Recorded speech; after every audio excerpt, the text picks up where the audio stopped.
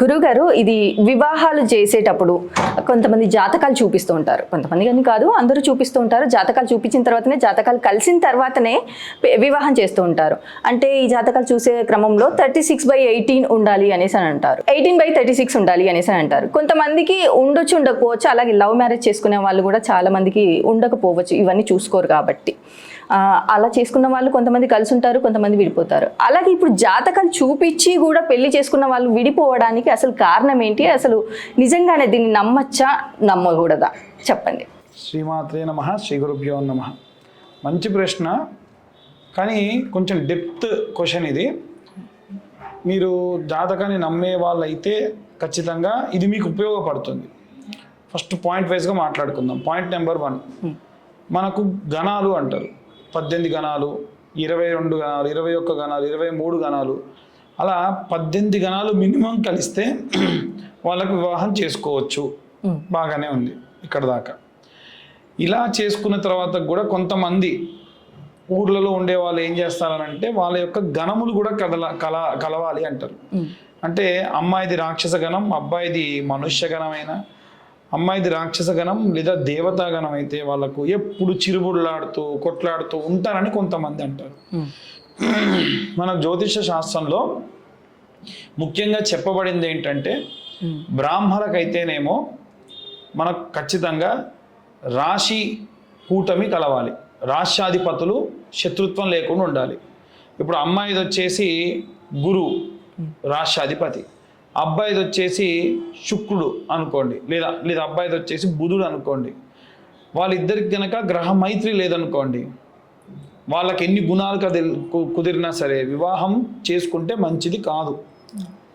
అదే వైశ్యుల విషయానికి వస్తే వారికి గోత్రములు చూసుకోవాలి. మేనమామ గోత్రము, వారి గోత్రం మేనమామ గోత్రం చూసుకోవాలి. అదే క్షత్రియులకు వస్తే, క్షత్రియులు ఆ తర్వాత ఇంకెవరికైనా సరే గుణాలు చూసుకోవాలి. 18 గుణాలు ఉండాలి, అన్నీ కూడా బాగుండాలి. అంటే ఎటువంటి రాక్షస గణము దైవగణము అవ్వకూడదు అని అంటారు. ఇవన్నీ ఒక ఎత్తు అయితే, ఇప్పుడు నాది వచ్చేసి తులారాశి, ఇంకొకరిది వచ్చేసి అక్కడి నుండి 6 లేదా 8వ రాశి అనుకోండి, లేదా మేషరాశి నుండి 6వ రాశి లేదా 8వ రాశి అనుకోండి. అన్నీ కుదిరాయి అమ్మాయికి అబ్బాయికి, కానీ వాళ్ళకి షష్టాష్టకాలు అవుతున్నాయి అంటారు. ఈ షష్టాష్టకాలు చాలా కీలకం. మనిషి చనిపోయేటువంటి అవకాశం కూడా ఉంటుంది. అంటే తనకు వైధవ్యం రావచ్చు, లేదా అబ్బాయికి భార్య వియోగం రావచ్చు. ఇలా జరిగేటువంటి అవకాశం ఉంటుంది. కాబట్టి జాతకంలో షష్టాష్టకాలు ఉన్నాయా అనేది చూసుకోవాలి. చూసుకొని ఒకవేళ వారు ఆ సంబంధం బాగా నచ్చింది, మేము అయినా సరే షష్టాష్టకాలైనా వివాహం చేసుకోవాలి అంటే, వివాహమైన తర్వాతకి కార్యం జరిగే లోపే హోమం చేయించాలి. ఏమని? అన్యోన్య దాంపత్య సుఖజీవనా సిద్ధ్యర్థం, సకల జాతక సంబంధిత దోషపీడిత నివారణార్థం. షష్టాష్టకాల దోషం ఉందనుకోండి, షష్టాష్టక సంభావిత దోషపీడిత నివారణార్థం, సకల గ్రహమైత్రిత్వ సంభావిత దోషపీడిత నివారణార్థం ఇది ఆదిత్యాది నవగ్రహ నక్షత్ర దేవత హవనాక్యం కరిష్యే అని చెప్పి 27 నక్షత్రాలకి 9 గ్రహాలకి నవగ్రహాలకి హోమము అర్ఘ్యము జపము చేయించాలి. అలా చేయిస్తే ఒకవేళ అంటే కొంతమంది ఎలా ఉంటారంటే లవ్ మ్యారేజ్ చేసుకుంటున్నారు, జాతకాలు కూడా నమ్ముతారు, వాళ్ళకి షష్టాష్టకాలు కుదరలేదు, జాతకంలో గుణాలు రాలేదు, కానీ వివాహం చేసుకోవాలి. అలాంటి వాళ్ళు వివాహం చేసుకోండి. కార్యం అంటే శోభనం అయ్యే లోపే ఖచ్చితంగా ఈ యొక్క హోమం చేసుకోవడం వల్ల దోషం అనేది పోతుంది. కానీ ఖచ్చితంగా చెప్తున్నానమ్మా, జాతకం కుదరలేదు అంటే కుదరలేదు అంతే. ఏకనాడి అయిందనుకోండి, ఒకే నాడి. ఉదాహరణకు చెప్తున్నా మీకు, అమ్మాయిది అంత్యనాడి, అబ్బాయిది కూడా అంత్యనాడి, ఇద్దరి గొంతులు పెద్దమనుకోండి, వాళ్ళు మామూలుగా మాట్లాడుకుని వాళ్ళ ఇంట్లో ఏదో గొడవ పడుతున్నారు ఎప్పుడు అంటారు, అవునా కాదు? అందుకని ఏకనాడి అవ్వకూడదు. ఇంకొకటి, అన్నీ కుదిరిన షష్టాష్టకాలు కాకపోయినా కూడా డైవర్స్ అవుతూ ఉంటాయి. భార్య వియోగం కాదు, అలాగనే వైధవ్యము రాదు. మరి అదెందుకు అంటే కలత్ర దోషము అనేది ఒకటి ఉంటుంది. జాతకరీత్యా శుక్రుడు బాలేడు అనుకోండి, అమ్మాయి జాతకంలో కానీ అబ్బాయి జాతకంలో కానీ డైవర్స్ అయిపోతుంది. మరి ఏం చేయాలండి అంటే, శుక్రుడు బాలేడు, శుక్రుడు నీచంలో ఉన్నాడు, పాపగ్రహంతో కలిసి ఉన్నాడు అనుకోండి జాతకరీత్యా, వాళ్ళకు అమ్మాయికి అయితే కుంభ వివాహము ఉంటుంది. కుండకిచ్చి పెళ్లి చేయాలి. అబ్బాయికి అయితే అర్క వివాహము చెట్టుకిచ్చి పెళ్లి చేయాలి, లేకుంటే వారికి డైవర్స్ అవుతాయి. ఉదాహరణకు ఐశ్వర్యరాయ్కి చేశారు చెట్టుకిచ్చి. ఎందుకు? అమితాబ్ బచ్చన్ జాతకం బాగా నమ్ముతాడు, చేశాడు. అయినా సరే వాళ్ళకి ఇప్పుడు డైవర్స్ కేసు నడుస్తుంది. అవును, గొడవలు చికాకులు, అంటే డైవర్స్ అవ్వలేదు, నడుస్తుంది. అక్కడ దాకా వెళ్ళి మళ్ళీ వెనక్కి వచ్చారు. సో అక్కడ చేసినటువంటి దోష నివారణ వల్ల డైవర్స్ కాకుండా ఆగుతుంది.